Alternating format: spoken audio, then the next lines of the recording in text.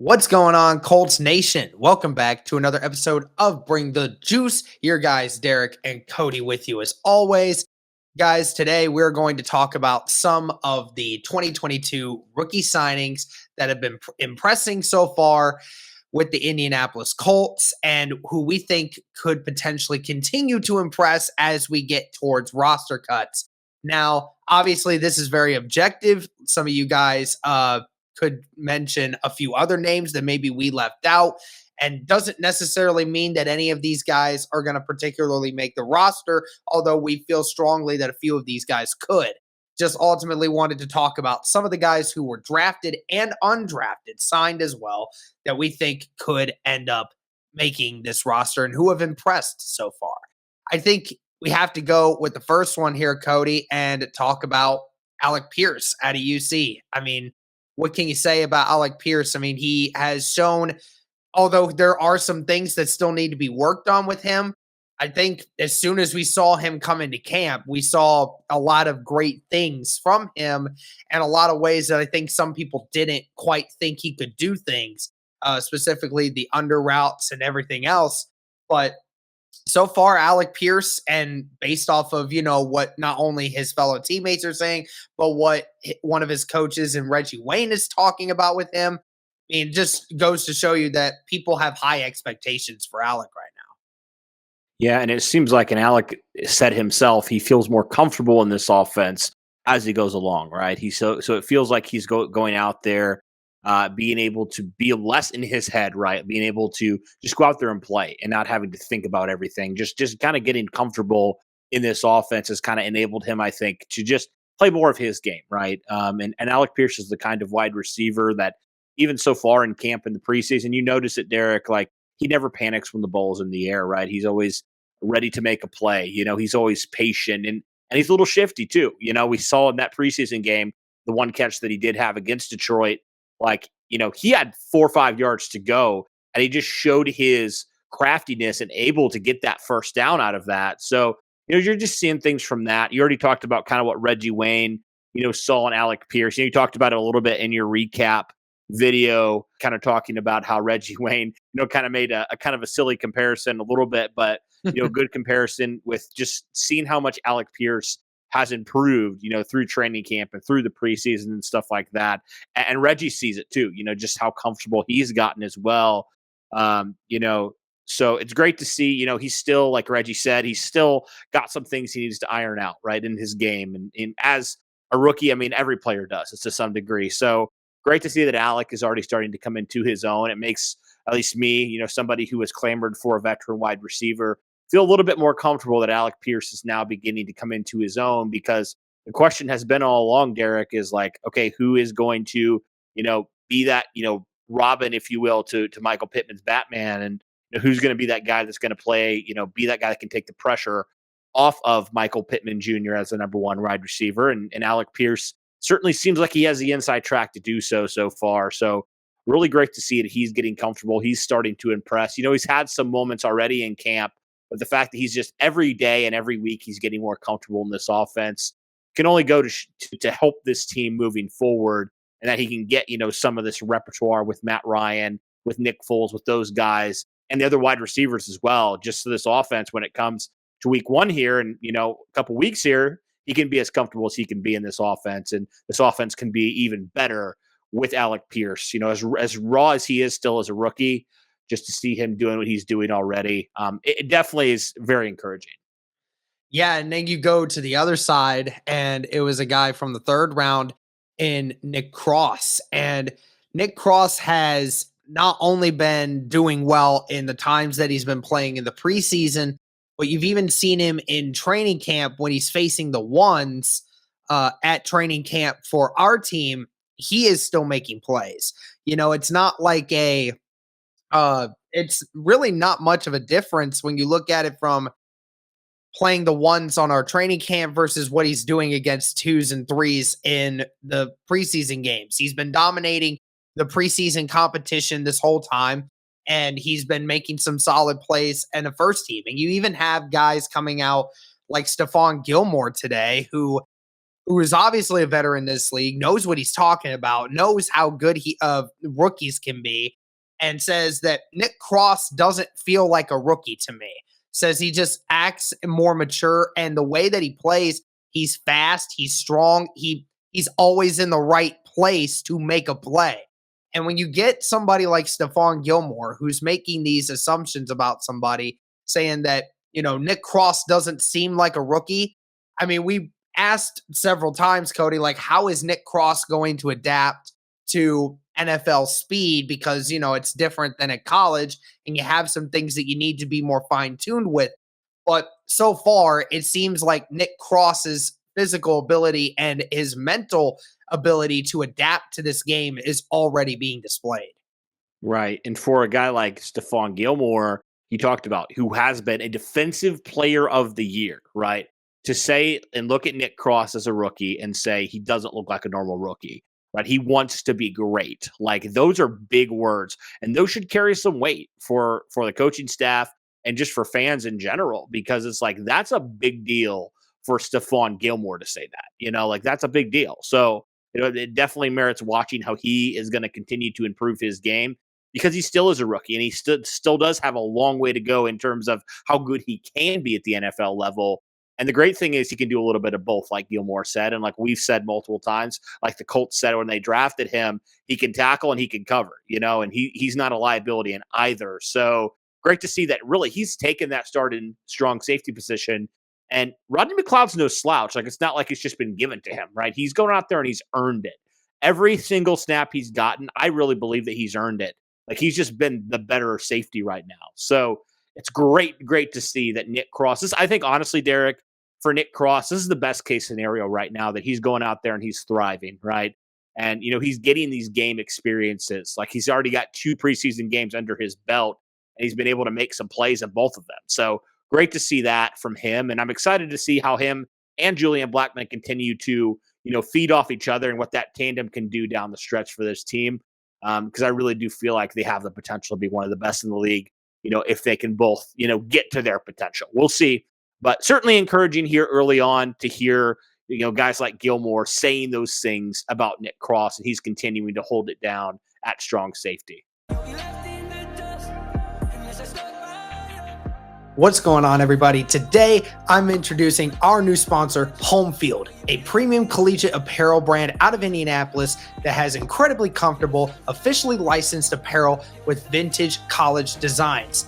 Homefield, being a local brand to Indianapolis, is partnering with the Indianapolis Colts to bring you a new collection of Colts apparel. This is Homefield's first NFL collection. They're super excited to be involved with the Indianapolis Colts, and we're excited to help promote their new designs. They have 6 new designs. They have a hooded sweatshirt, crew neck, 2 different tees, joggers, and a jacket. Now, if I say so myself, I'm definitely going to be rocking the sweatshirt and the joggers, guys, because they look extremely comfortable, and I'm definitely going to need them for the fall and winter season. It's the perfect collection to have for you guys to kick off the NFL season.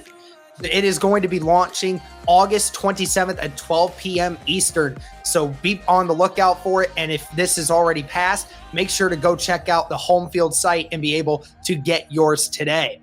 New customers can get 15% off their first purchase from Homefield with the code BRINGTHEJUICE at checkout at homefieldapparel.com. Make sure to go check out their website, guys, and catch your Colts apparel. Yeah, and then another rookie that's been impressing, and even though his season this year is officially over, it was still impressing to see what he was doing throughout the entire offseason so far, and that was Drew Ogletree. And you and I can both attest to this. Like, we knew very little of about Ogletree. I think most people had no clue who Ogletree was, coming from a background of a university, a small university that nobody ever really knew about.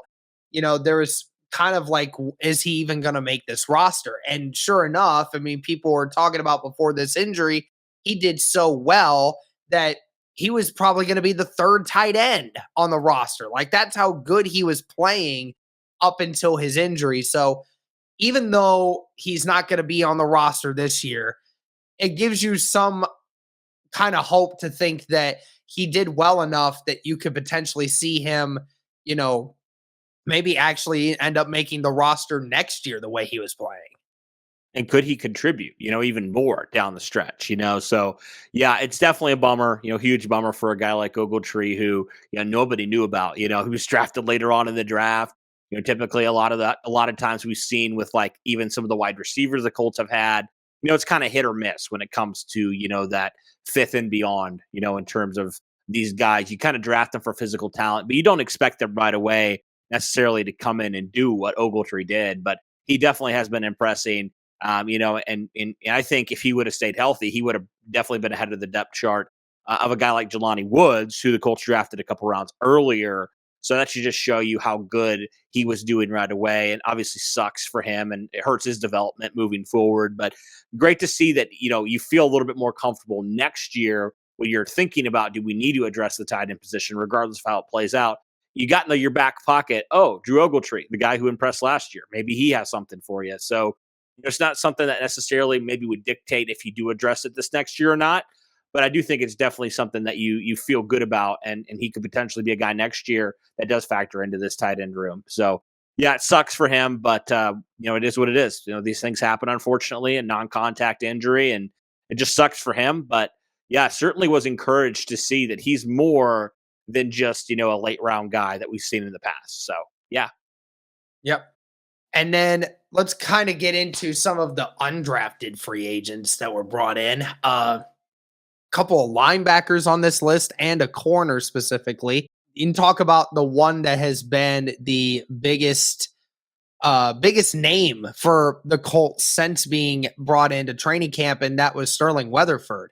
Weatherford was, one of these guys along with JoJo Doman that you were talking about the idea of him potentially rounding out the back end of this roster. And with the way that Weatherford has been playing, not only in training camp, but in the way that he's been performing in the preseason, looking like the best defensive player for the Colts in the second and third units, it makes total sense why Weatherford at this moment seems like the forefront winner to make the back end of this roster because he is just playing out of his mind right now. Interceptions after interceptions, constantly making tackles. He just looks like he is in total control of what's going on out there on defense. Yeah, he's really been like a riser recently. Like you didn't hear about him for a little bit. You knew who he was, but like you didn't really hear a whole lot about him. And then boom, in that second preseason game, he just lit it up. He was the best player, I think, on that defense, especially at linebacker. He was everywhere. He was making plays. He had another strong practice today. He's really making a case for himself for the final 53 man. And I tell you what, Derek, it's going to be tough for the Colts to have to figure out who in the world to keep and who in the world to cut because Yeah. we talk about Doman, and I think he has a really, really good shot too to make the final 53. But who do you keep? There's so many guys in this linebacker room. It's definitely tough to see, one of these guys go, to let one of these guys go. Maybe you get lucky and one of these guys you can stash in your practice squad. You can kind of push through waivers, but I don't want to take that risk because all these guys are super impressive. So yeah, definitely a good problem to have, but it would suck to lose one of these guys. Yeah, and then I mean, if since we talked about these other guys already, let's just throw both these names out. JoJo Doman and Forrest Ryan, two Yeah. linebackers that, again, all throughout the preseason have looked good. JoJo didn't play in the last game, but Forrest Ryan did, and JoJo also played in the first game against the Bills, looked really good as well. And then all through training camp, you hear about Ryan, you hear about Doman, they're making plays. It's like, again, you're right. When it comes to all rounding out the back end of this group, I mean, all of these linebackers have been doing stuff, so it's at the end of the day, it is going to come down to, the finest of details about who they feel is more technically sound and is more mentally capable of handling the back end and who's also willing to play special teams on that as well. So, I mean, you had Weatherford, who looks to be the obvious, but Doman and Ryan, what they bring to the table doesn't make it easy. No, I think if I had to choose one guy that was out, it's probably Ryan at this point. And that's hard because I feel like he had a good game as well. I thought he was solid on Saturday as well. So yeah, all three of these linebackers, it's kind of like, I think especially between Weatherford and Doman, it's like you can't go wrong with either of these guys. So definitely going to be a tough decision the Colts are going to have to make. I don't know how many linebackers they can keep, because you already have your top four. You think you have obviously you have Shaquille Leonard, you have Bobby Okereke, your two starters. We'll see, obviously, what happens with Okereke, or we'll see what happens with Shaquille Leonard, if he does play or not, if he's placed on PUP or not. But, regardless, your top four, because you also have, EJ Speed and Zaire Franklin, who's your special teams captain. And then, who rounds it out? That's going to be tough.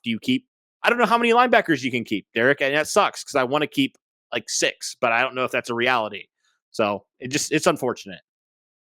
Yeah, and then the last guy here that we had to talk about, and that was Dallas Flowers, the undrafted rookie at cornerback.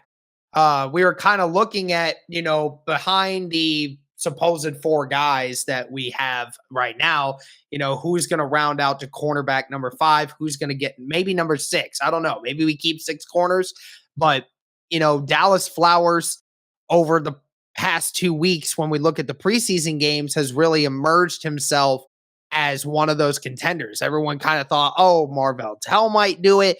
That seems like a logical one, but Dallas Flowers has come in and has had some good camps and practices, and has had some good play in the preseason. So, I mean, Dallas Flowers, you and I mean, that's your dude. And I've been impressed with Dallas Flowers so far. I think if you had to make me guess right now who's going to round out the back end of it, I would probably end up saying Dallas Flowers.